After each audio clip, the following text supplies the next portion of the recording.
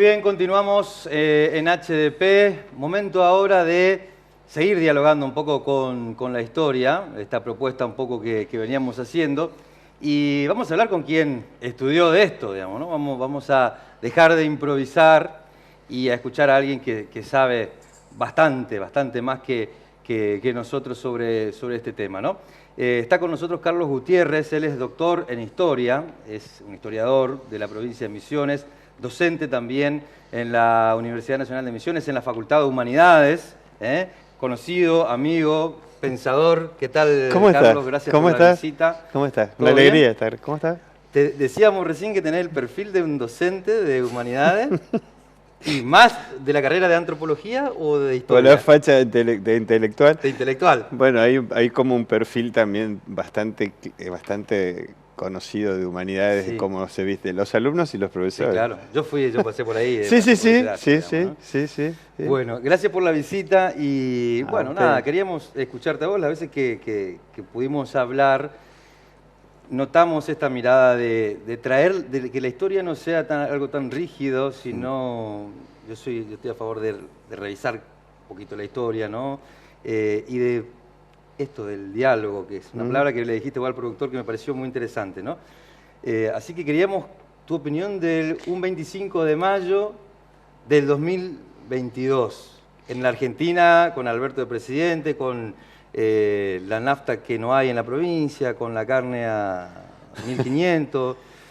Esa Argentina, un 25 de mayo, mirado desde tu lugar, digamos, ¿no? Bueno, revisión es casi inherente a la historia. No se puede hacer historia sin tener una actitud de revisión. Es permanente. Ajá. Lo que pasa es que hubo un movimiento que en particular se llamó revisionismo, que Sí. tiene todavía algunos cultores, es de los años 30, que revisaron la historia fundacional, digamos, o la historiografía fundacional, que la hicieron en gran medida los mismos protagonistas, que un poco trataron de fundamentar cómo estaban parados, como por ejemplo Mitre, digamos. Claro. Entonces, cuando se criticó esa historia que se llamó oficial, y algunos todavía le siguen hablando de esa historia oficial, aunque es de una historia de 150 años atrás, digamos, apareció un movimiento revisionista. Pero en realidad, la revisión es algo inherente. Eso es lo primero. Y después ese diálogo tiene muchas aristas, pero una de ellas...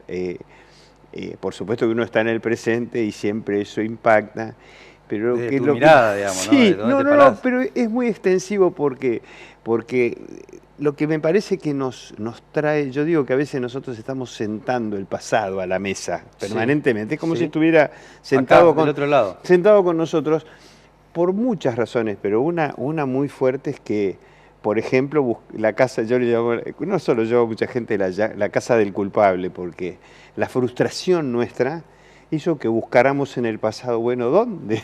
¿Quién tiene la culpa? ¿Quién tiene la culpa? ¿Dónde se perdimos el tren? ¿Quién se cayó? ¿A quién le asignamos? Pero eso hacemos todo el tiempo. Todo el tiempo. Dice, Todo el tiempo. la culpa es de... Todo el tiempo, todo el tiempo.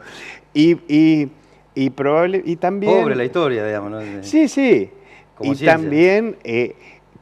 se construyó un escepticismo como este escepticismo que hay sobre los líderes hoy, la despolitización, el apartamiento, una especie de horizonte de enorme desconfianza, por ahí se traslada hacia el pasado también. A veces no, por veces la gente dice, no, bueno, los del pasado eran los buenos y los del presente son los malos. Tampoco es así, seguramente, pero yo coincido con que la gente tomó distancia de la historia por varios motivos, la dictadura, lo que era toda la palabra oficial, digamos, ¿no? Es como naturalmente una resistencia a esto, y además porque como vemos lo que son, bueno, puede ser que el tipo haya sido tan bueno, o sea, tenemos los dirigentes que tenemos hoy, y después yo no puedo creer que Belgrano ponía plata de su bolsillo para hacer escuela. Parece que fuese ciencia ficción. Sí, igual, claro, pasa que... porque no te imaginás una situación hoy. No, lo que pasa es que lo que ves es lo contrario. Sí, hay también hoy, yo creo que hay una forma muy simple de decirlo, cambiar de clase social. Ahí yo me pongo un poco, el marxismo plantea la lucha de clases, y ahí yo no soy marxista políticamente, pero es un instrumento que ayuda teóricamente. Y lo que muchas veces planteo es, si alguien con la actividad política cambia de clase social hacia arriba o hacia abajo, En la actualidad también hay gente que descendió de clase. Lo que pasa es que si uno la nombra parece que estuviera haciendo campaña por alguien en particular. Pero no son, para nada todos los casos son de cambiar de clase hacia arriba. Pero, y también en el pasado... Los más recientes por lo menos, sí. Sí, y recíprocamente también en el pasado, por ejemplo, no es tampoco tan repetido, tan reiterado y tan unánime o tan... unívoco, claro, que todos hayan entregado, hayan quedado pobres, tampoco es así. Claro, no es una historia fantástica y no es una historia ideal, es una historia real. Es una historia real. Pero lo que pasa es que sobresale mucho lo que es. O sea, habrá habido gente que se la llevó y tiraba bolso por arriba de un convento, pero por lo menos construyeron una patria. Sí. Es decir, lo que vos ves, hoy se tiran bolso en el patio del convento, y nosotros estamos cada vez peor. Sí. Bueno, vos dijiste una expresión clave. También las circunstancias son muy diferentes, porque en ese momento, justamente el tema de construir, el tema de tener todo por hacer, es muy diferente. En una generación, la generación de 37, que son los, digamos, para ubicarnos, los hijos de los que hicieron la Revolución de Mayo, la generación que le sigue a los que hicieron la Revolución de Mayo, nacidos en 1810, 1811, 1815, por ahí, Alberdi, Sarmiento, Mitre, Echeverría, Avellaneda, un montón, y ellos en un momento dijeron, a ver, se pusieron así arriba de una mesa, estaba Rosas en el poder, y dijeron, bueno, tenemos que hacer una nación. Y empezaron a discutir, yo a veces le digo a los chicos, ¿cómo haces con eso? Empezaron a discutir cómo construir una nación si empezaban por la política, por la sociedad o por la economía. Y si yo te pregunto a vos hoy en día, con este desparramo que tenemos desarmado, ¿por dónde empezamos hoy? Por la economía, y también antes, ¿o no? No, pero discutieron mucho por dónde empezaron. No era una posición unívoca, había posiciones diferentes. Y si yo le pregunto a la gente por dónde empezar hoy, es una cosa difícil. Pasa que hay que ver que para construir una nación, decías vos, partamos de qué concebían que era una nación, porque si vos me decís para construir un reinado, no comenzaron por la economía, comenzaron por los impuestos en todo caso, pero ¿no? Porque si vos querías construir una nación, tenía que, y los conceptos que hoy tenemos naciones, igualdad, ¿no? Accesibilidad, si lo miramos desde el hoy, ¿no? Entonces yo diría que lo primero que tiene que haber es una economía que dé accesibilidad, acceso a todos, que le posibilite a todos ser parte de la nación, no a algunos y otros no. Pero digamos, ¿no? Fíjate qué curioso que, por ejemplo, Alberdi decía que había que tener el orden político primero por una élite, que una élite es bastante cerrada, él le llamaba... En ese momento era... La república posible, él llamaba la república posible. Esa gente, ese grupo más elitista iba a ser un poco platónico, iba a producir el desarrollo económico. Y una vez producido el desarrollo económico, se iba a generar las condiciones para agrandar la torta y tener la participación masiva. Pero para Sarmiento es totalmente al revés. Sarmiento dice que lo que hay que hacer primero es educar. Y mucha gente hoy en día está diciendo eso. La solución empieza por educar. Está diciendo lo mismo que Sarmiento. Pero todavía no se puso en práctica. No, pero ¿Cuánto nos llevó? 220 años para empezar a darnos cuenta. Pero no es tan transferible. No, ya sé, pero digo, ¿es cierto? ¿Qué está primero, el huevo o la gallina? Porque para tener una buena economía tenés que tener gente capaz. Exactamente. Pero vos no podés comenzar por decirle... hay que educarte si no tenés comida. Digamos, exactamente. ¿No? Bueno, por ejemplo, yo cuando tiro este dilema sobre los chicos es interesantísimo que se producen, es muy difícil la punta del ovillo. Hoy no es prioridad. Cuando vos que venís de la universidad pública, yo que pasé por la universidad pública y que le agradezco estar sentado con vos acá a la universidad pública. Uy, por favor, sí, claro. Soy de los primeros defensores de que la educación es el único camino para que haya movilidad de clases sin llegar a la política. Sin hacerse rico con la política. Si vos no te capacitás o no aprendés... No, incluso tenemos muy mal también, no hay una mesa política clara de diálogo, no hay un orden político tan claro. Entonces vos decís, ¿cómo empiezo por educación si no tengo un orden político? Ahora, en cuanto a la ética, una cosa muy importante, que también me parece mucho para rescatar, los hombres de hace 200 años, me voy más para atrás, al momento de la Revolución, era muy común hacer autobiografías, vale mucho la pena leerlas. Las memorias, cómo quedar ante la imagen pública como póstumo, porque tenían también su duda de cómo quedar. Y ahí aparece una ellos hablaban dialéctica. de ellos mismos, entonces. Sí, claro. O sea, la historia que conocemos es la que la escribieron ellos mismos de ellos. Buena parte. No, por eso es importante el revisionismo. Buena parte. Muchas veces es autobiografía o memorias, o memoria autógrafa, se llama de muchas maneras, o hecha por a veces alguien cercano, como Moreno, que se la hizo el hermano. Sí. Pero hay un punto muy importante ahí, que es una dialéctica que para mí sigue teniendo enorme vigencia. Ahí hay un diálogo presente-pasado muy lindo, que es bien público, interés privado. Entonces, por ejemplo, Belgrano construye una dialéctica muy clara. Él cuenta su biografía, dónde estudió, sus padres, ¿sabes? Y después dice, me incliné hacia el bien público. Y critica a los sectores que se mueven por el interés privado. Un comerciante. Bueno, pero curiosamente su padre había sido comerciante muy rico. Pero él... Y entonces él dice, los comerciantes están mirando solo esto de comprar por 4 para vender por 8. Lo dice así, y su padre era así. Y lo que pasa es que conocía. Sí, pero... No, capaz que conocía de adentro, ¿no? Pero bueno, yo creo que hoy en día, salvando enormes distancias con los cambios de contexto, con un montón... Esa dialéctica sigue vigente, porque hoy en día, digamos, me parece que hay un problema, más allá de empezar por educación política o economía, hay un problema de concepción de lo público, o sea, cómo entendemos el destino común. No, me parece que mucho más allá de la clase política o de cualquier ¿cuál es qué significa el bien público? Tener como concepto, conciencia del bien público. Me parece que hay un problema. Yo ahí también coincido con esto, porque lo que yo veo hoy es que ahí sigue habiendo una élite, como decías vos, súper distinta y súper flexibilizada y camuflada, pero sigue habiendo. Lo que no hay, como está más escondida, no está más ese temor a la gente que estaba enfrente del cabildo, digamos, ¿no? La sociedad es una circunstancia que tiene que sobreponerse nada más. El político, tengo que lograr que me vote, pero siempre está vista como que esa élite es la dueña del poder. Son los mismos. Solo que antes sentían, me parece a mí, el desafío de construir la patria, sentían esto que decías vos.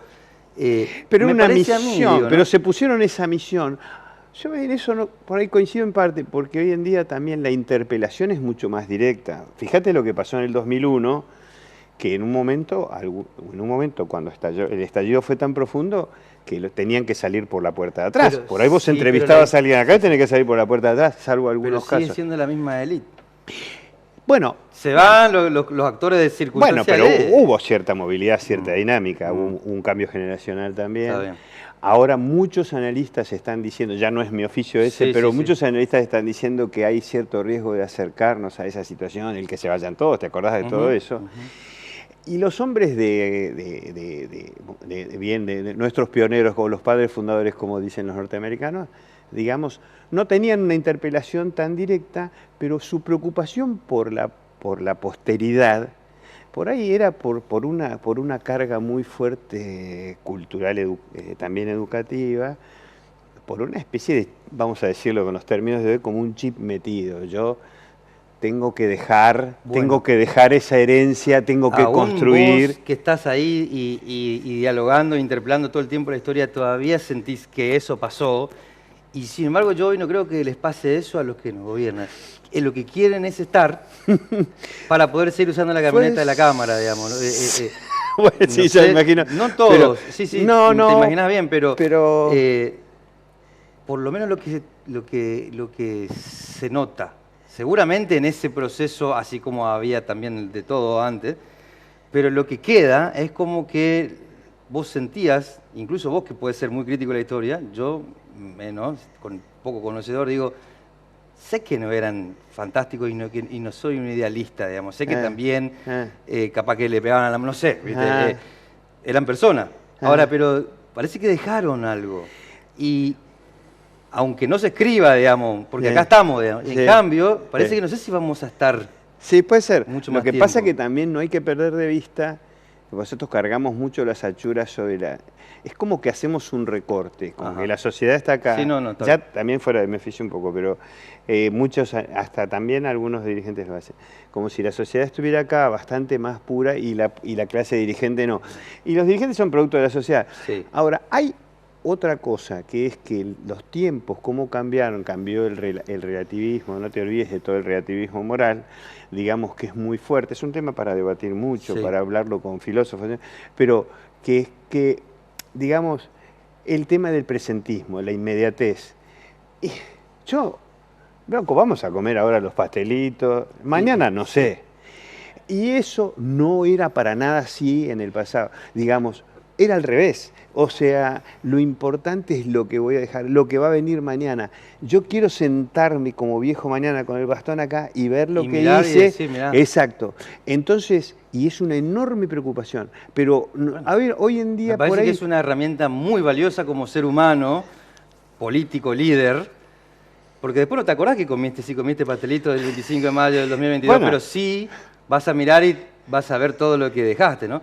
Sí, y está también ese valor un poco se perdió. Sí, está también el hedonismo, es el tema de los placeres, de disfrutar. Está muy bien lo de los placeres, está muy bien. No, tampoco eran ajenos, no es cierto que ellos también en el pasado fueran ajenos a eso, qué sé yo, pero hay muchos casos que se cuentan, ¿no?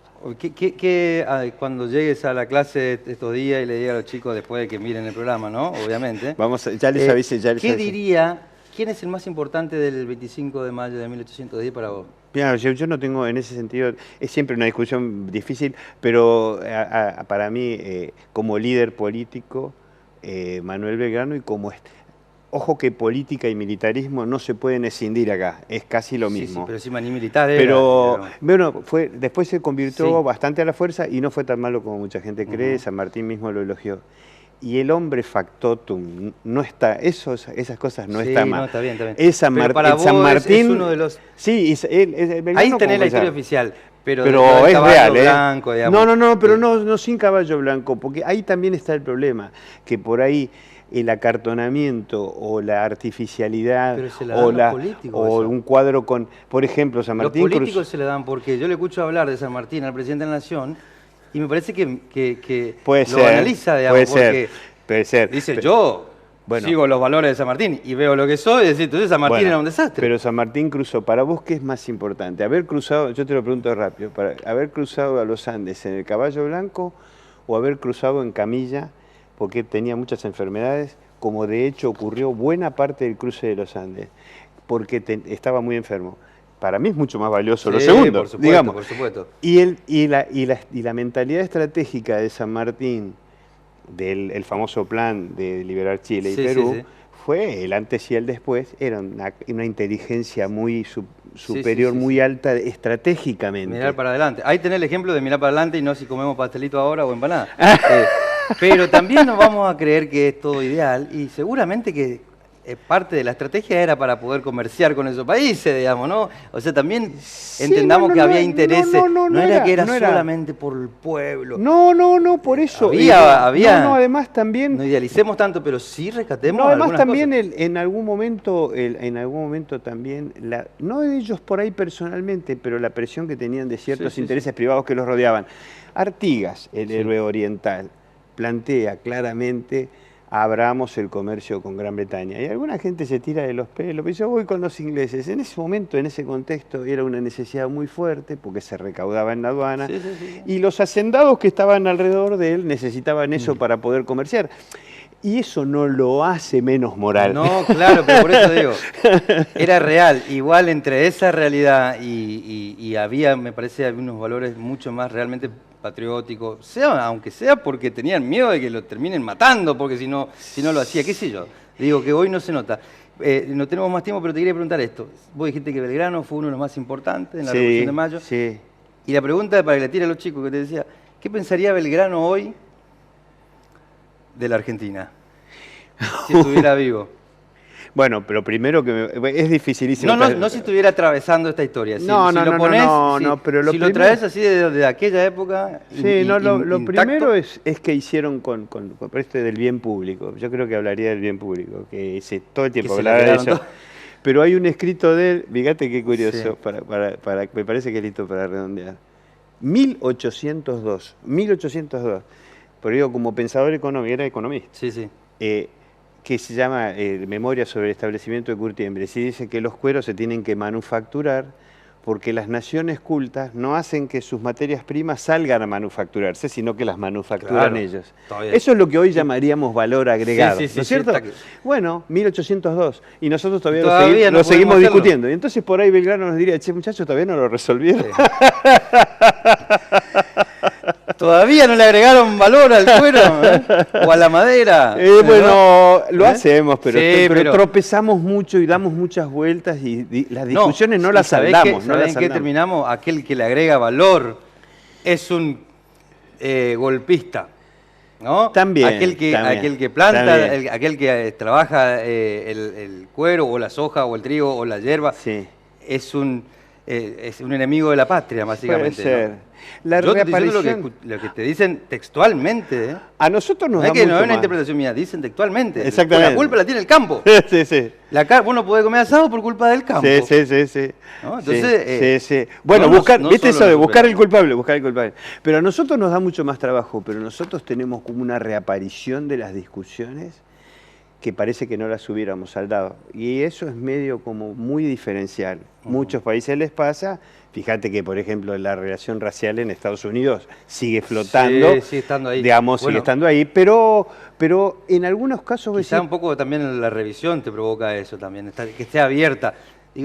No solucionar los conflictos. Y tenemos una próxima charla para hablar de este revisionismo que hizo también, por ejemplo, el kirchnerismo con la historia, y a algunos los crucificó y a otros los ensalzó porque supuestamente eran parecidos a ellos. Bueno, eso también es no como está si bueno, yo discuto, vos estás en un partido político, yo sí. en otro, y yo te saco la imagen de Belgrano. Un prócer que era de tu partido era claro, el capo. Y yo te digo, mira, Belgrano está conmigo. Sí. Es una barbaridad. Bueno. Digamos, ahí una cosa es dialogar con el pasado y otra cosa es que enarbolar o usar a los próceres para justificar acciones actuales, decir, mira, esto es lo que hubiera querido San Martín. Exacto. No sé. ¿Y sabés por qué te llevo ahí? Porque queda la discusión esta. A mí, viniendo acá, a mí me parece fantástico haberlo recuperado a Andresito, porque lo recuperó el poder, digamos, ¿no? Lo trajo, lo puso ahí en la costanera. Pero le hicieron hasta barbijo le pusimos, y me parece fantástico. Sí, pero le hicieron decir cosas que claro, no sé si... Ahí es donde yo quiero discutir. Claro. Estoy agradecido con el poder político que tuvo la visión de recuperar nuestro prócer, ¿no? Porque estaba perdido, ¿no? Yo hice todas las primarias y las secundarias y creo que alguna vez escuché a Andresito, sé del nombre porque había un barrio al lado de mi barrio que se llamaba así, porque si no... Sí, entonces, me parece que ahí hay un paso de revisionismo muy positivo. Muy importante. Y importante para nosotros. No, rescate, ahora, rescate.